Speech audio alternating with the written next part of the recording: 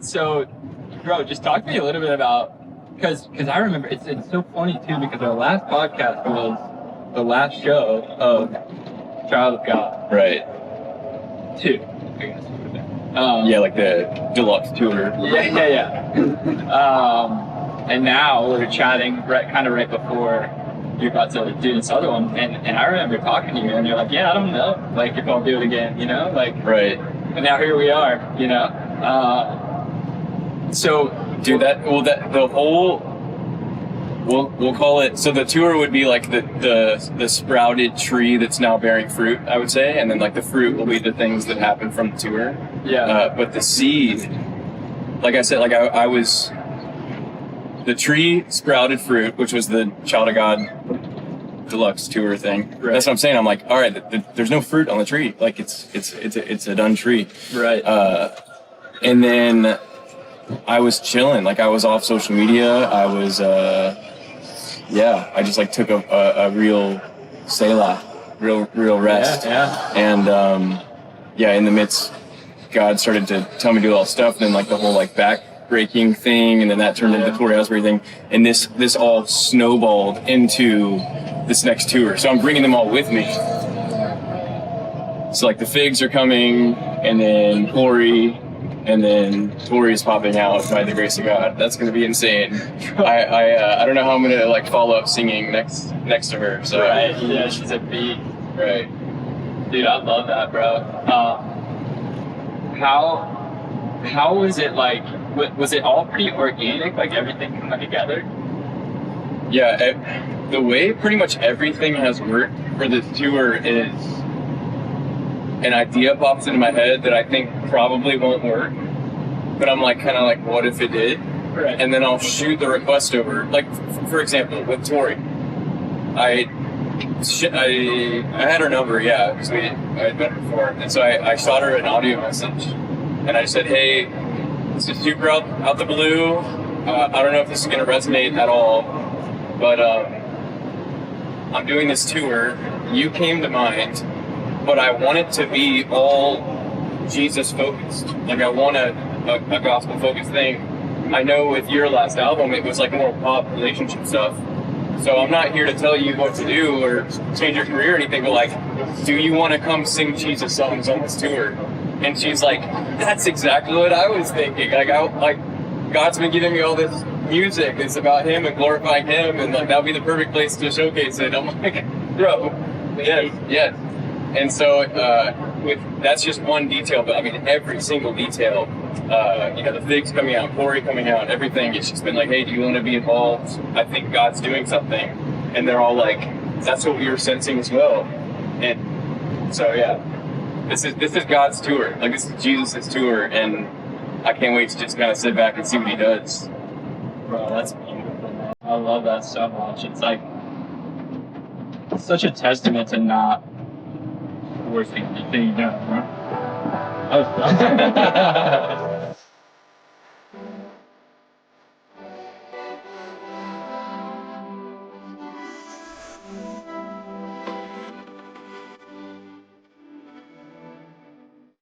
So one thing I wanted to ask you about, bro, is obviously your platform has grown tremendously, like insane, where I feel like there's probably not a lot of places you can go now that you're not going to get recognized, you know? Right.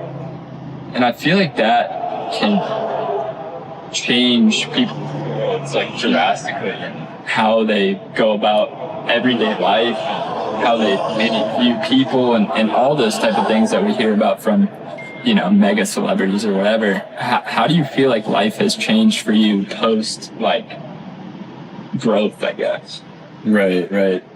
I mean, I'll say this. Let me put my phone on a second. God has prepared me for every single season. And if there's ever a time that I feel like I'm not prepared, I'll seek Him and I'll find clarity for the season. It in a way, it's almost like I'm drowning, and then I'll go to Him, and then I'll get above water per se.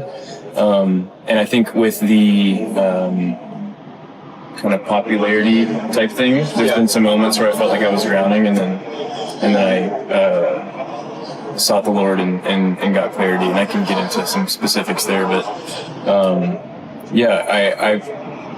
when I meet with God about that stuff, because I don't want my family to have an abnormal existence. For sure. My wife does not like the spotlight, and then my kids don't either. Well, this is actually kind of crazy.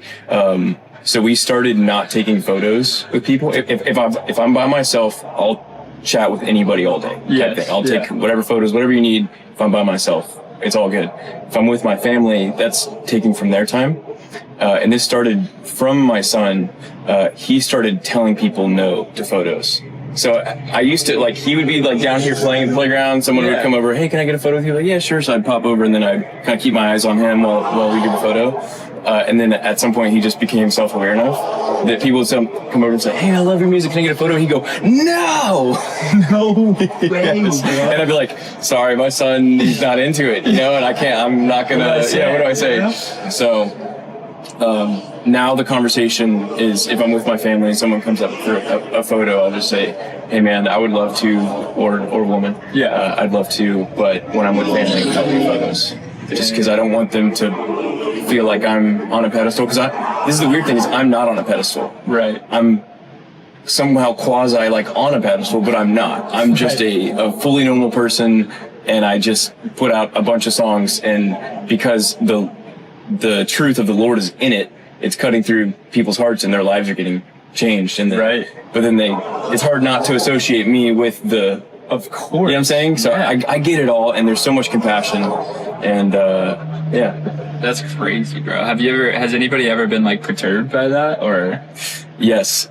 One time, I think we were also at a park. We're at a lot of parks. Yeah. It's like the outdoors. Yeah, outdoors. And a lady came up, and she asked for a photo, and I said, I'm so sorry, I don't do pictures when I'm with my family. And it was the whole family. It was my wife and then our two kids. Yeah. And she said, no, not with your family. Could you step aside and I'll take a photo with you? And I said, oh no, I was saying when I'm with my family, I don't take a photo. And she said, that's crazy. And then she walked off. No stormed off. Yes. Way. What? Yes. So that is insane, dude.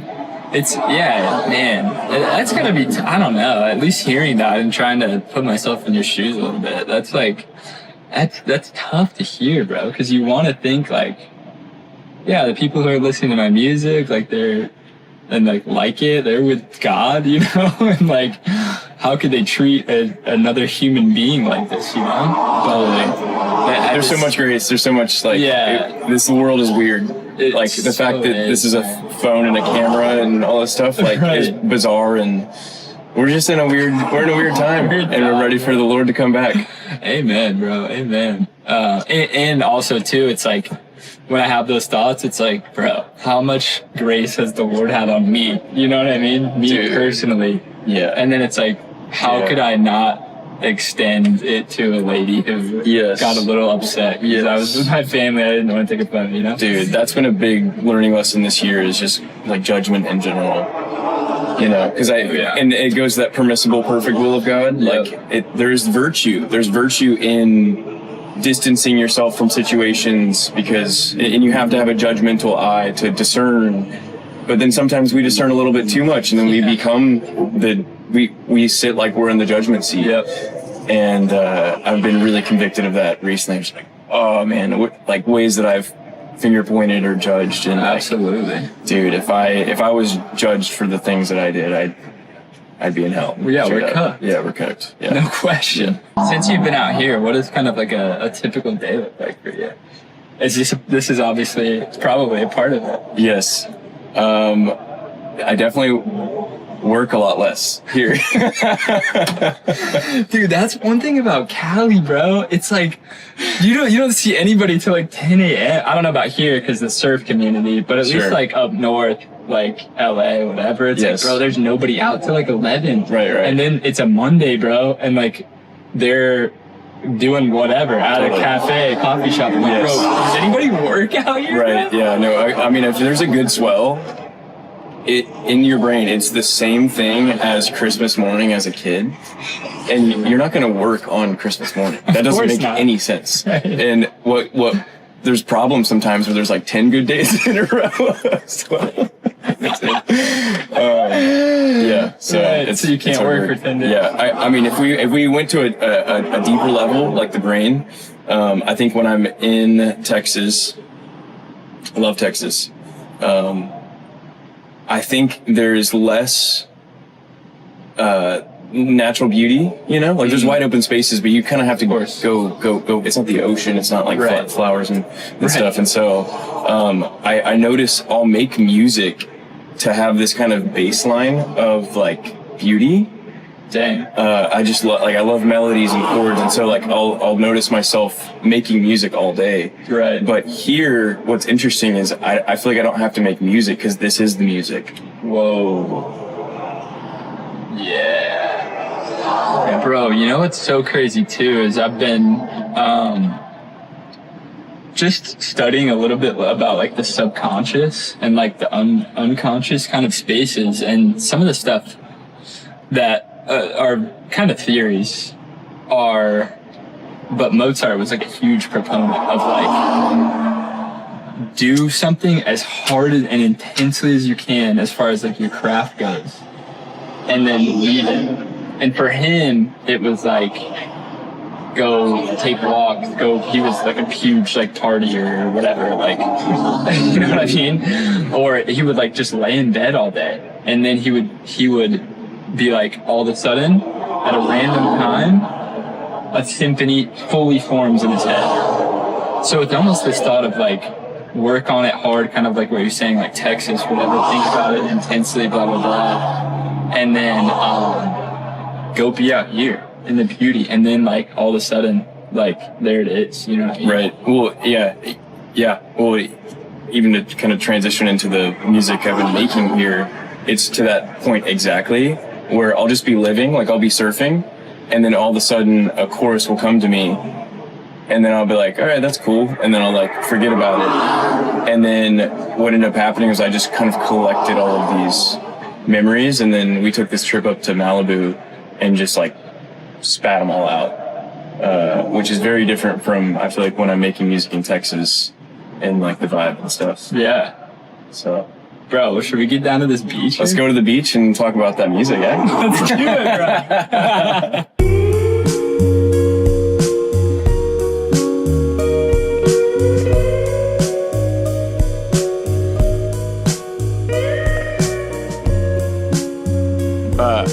I was saying before those, I always say some like random deep one-liner when I'm talking to you. Like the music one. Yeah. Say that one again. I was saying in Texas. Oh yeah. It's not shade to Texas, but I'm saying like in a place where there isn't much natural beauty, I find myself making music more because I like experiencing beauty. Right. This is the music, bro. Even from a frequency perspective, white noise is like the full frequency range. And that's what we're getting from this ocean. So you're getting a full bath of sound. That is crazy. You feel like when you start your day off like surfing, like, does it kind of like change your day at all? It completely changes my day. So at a baseline, having a relationship with Jesus is the ultimate supercharge, right? Right. That's what rescues you from the pit. So even from like a mental pit, for me, is just my personal, experience is like depression, anxiety, fear, those type of things that are below baseline. Yeah. Having a relationship with Jesus pulls you out of those. But if you eat garbage food and don't drink water, like if you're dehydrated and not taking care of yourself, you're gonna have headaches and migraines and things like that. Yeah. So you'll be rescued from the pit, but unless you're like actively in a deep Holy Spirit worship moment, you're probably going to not feel that great. And so what I've noticed is when I couple the freedom that comes with Christ with an ocean dip in the cold water, I explode. And it's to the point where if I don't get in the ocean, I feel about 7/10 of myself. Whoa. Yeah, like it's 30% of my value. Maybe we'll say 20. Maybe we won't give it that much, but 20% of my mood is now affected by whether I get in the ocean or not. Bro, that's crazy. Yeah, it's an interesting conversation to get into because I know not everyone has access to the ocean. Yeah. Or maybe they do. Or maybe they do. And they're not taking advantage. Exactly. Do you foresee a plunge in there? Oh, or should we do that now? That's what I'm saying. Yeah, because we might kind of like launch For from sure. that. You can use those shorts and I can just use these. Are you sure?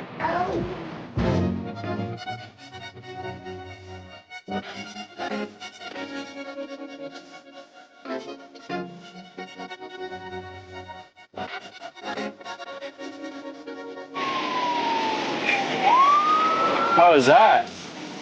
It's good. Right, Oh, it's sick. That's crazy. Holy cow. Feels so good now that you're out of the water. Now you're just gonna bake in the Bake in the sun, dude. Cali, man. Something else. Well, we got brother Noah here now. After these boys have initiated me into Yeah, how do you feel right now? Bro, I literally got baptized, dude. I'm a new creation. Dude, I was telling y'all when we were out there, bro, when I took that first full body dive in, I just like went numb. I couldn't feel anything anymore. Yeah. And then I got out, bro, and I was like, dude, I feel like I just got an adrenaline shot. It's crazy, dude. I mean, it's literally a cold plunge, but better. Yeah. Because it's absolutely gorgeous out here. Yeah, there's some sort of science with it. Negative ions or something, magnesium, salt, whatever. Right. Whatever it is, it's good. Whatever it is, I want more of that for sure. Bro, so you guys, I want you to tell the people watching how did you guys even meet?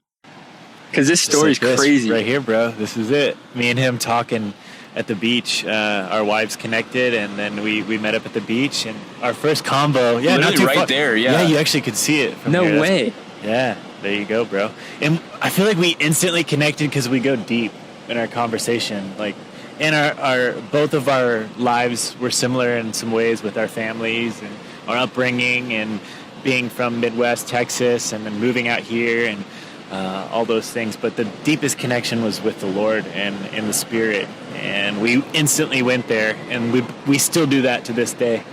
We try to go to the root of whatever it is of the conversation, get to the substance. Bro, I love that. It was so crazy because I met you on the last tour. Yeah, bro. And you guys had like just become friends. And now you're just getting on a bus with this guy, bro. That's true, bro. Yeah, Going around the country. we gotta tell that context. Oh, yeah. Literally, so I grew up playing music, touring, and then I took a break when I went into college, got married, and then started a business with my family. And that kind of took off, and that led me to here in California. And then after about 4 years, I basically surrendered my position, and I said, I want to go out on the road. And this was, I think, maybe even before I met Forrest, which is kind of wild. And everybody kind of that I told that were laughing a little bit, which is understandable. I was kind of just in a different realm, not in the music realm. And then he hit me up a couple months after we met, and I was like, this is God. You know, commit your way to him, and he'll bring it to pass. Just trust in the Lord, not in your own understanding. My own understanding in those moments was like, you got to walk by faith, not by sight, right? Right. And so you're not seeing maybe the open doors. And I've tried to live by that, the verse in Revelation that says God will open doors that no man can shut, and he'll shut doors that no man will open if you do not deny my name. And so, dude, anytime I get a mic or if I get a moment in a day, every day, you know, this is the Lord's day. Yep. So, and just acknowledge him and everything, dude, and he'll open crazy things for your life. So He'll bring the people in that you need. I have a testament, like a true testament to what he's saying, because he's saying that he was feeling like the Lord was going to open that door. And so that's something that he and his wife had already been talking about and stuff. So, true story, we're surfing, and I needed basically like an assistant to be on my bus with me and like shoot content and do all this stuff. And I had become really good friends with Noah, and I trusted him. And so I said, hey, do you know anybody, not him, just, hey, do you know anybody that would fulfill this role, that could come on tour with me, you know, for 2 months or whatever? And he says, oh, I'll do it. And I was like, I mean, I love that, but like, do you need to go like talk to your wife first? He's like, no, she already knows that something like this was coming.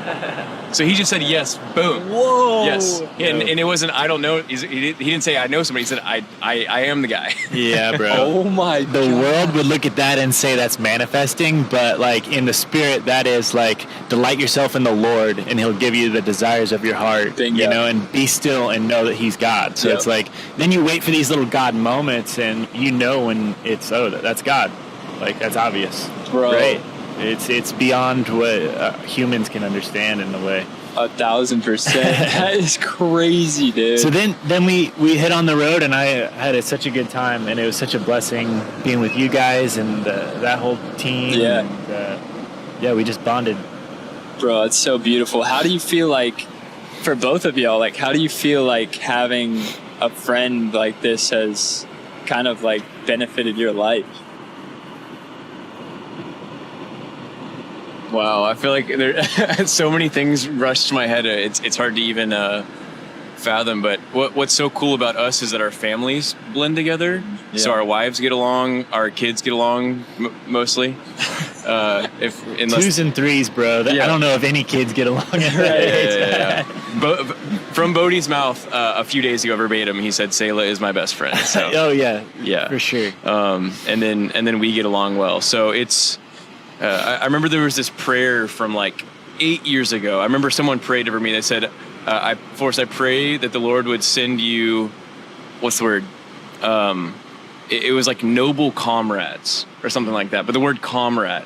Yeah. And that stuck out to me. And I started looking for comrades. Yeah. Not just friends, not people just to have a quick laugh with, but like almost like soldiers. Yeah. That we're on a battle with together. And so what I found in Noah is a comrade. And dude, the synchronicities of things are wild. I'll be thinking about something and then he'll text me, or vice versa. Mm-hmm. And I think that that is the church. Like when a pastor gets a word for the church, often the church is left saying, man, that's what I needed for today. Mm-hmm. It's because you're in this relationship in sharing that church. So yeah, it's amazing, bro. I've just realized that like it took so long to really find.